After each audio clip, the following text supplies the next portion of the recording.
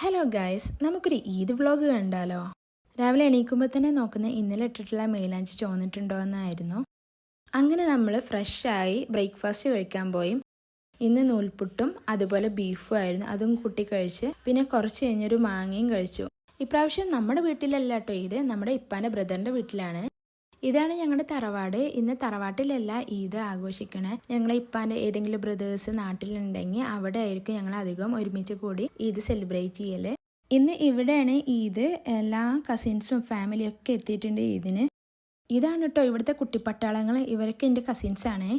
ഇതാണ് എമില്, നമ്മളെ കുടുംബത്തിലെ ചെറിയ പേരക്കുട്ടിയാണ്. ആൾക്ക് 6 മാസമായിട്ടുള്ളൂ. ഇപ്പൊ എന്ത് പ്രോഗ്രാം ഉണ്ടെങ്കിലും ഇവനെ കളിപ്പിക്കുന്ന തിരക്കിലായിരിക്കും എല്ലാവരും. എല്ലാവർക്കും എന്നെ മതി.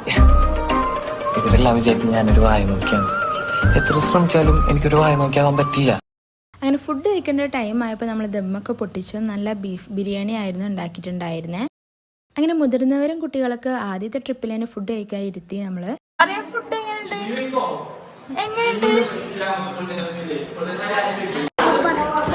അങ്ങനെ ഫുഡ് കഴിക്കേണ്ട ടൈം ആയപ്പോൾ നല്ല ബീഫ് ബിരിയാണിയും ചിക്കൻ ഫ്രൈ ഒക്കെ ഇട്ടിട്ട് നമ്മൾ കഴിച്ചു. നല്ല അടിപൊളി ഫുഡായിരുന്നു.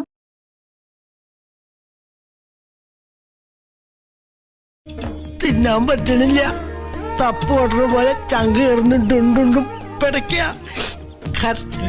അങ്ങനെ ഫുഡൊക്കെ കഴിച്ചു കഴിഞ്ഞ് കുറച്ചു നേരം എമിലിന്റെ കളികളൊക്കെ കണ്ടിരുന്നു. അങ്ങനെ ഒരു വൈകുന്നേരം ആയപ്പോൾ ചായയൊക്കെ കുടിച്ച് ഞങ്ങൾ കസിൻസ് എല്ലാവരും ഫോറസ്റ്റിലേക്ക് ഇറങ്ങി. ഇത് ഞങ്ങളുടെ വീടിന്റെ തൊട്ടടുത്തുള്ള ഫോറസ്റ്റ് ആണ്. നല്ല ഭംഗിയാണ് ഈ ഫോറസ്റ്റ് കാണാൻ. അങ്ങനെ ഫോറസ്റ്റ് ഒക്കെ കണ്ട് ഞങ്ങൾ വീട്ടിലേക്ക് തിരിച്ചു മടങ്ങി. അങ്ങനെ ഇന്നത്തെ ഈദ് വ്ളോഗ് കഴിഞ്ഞു.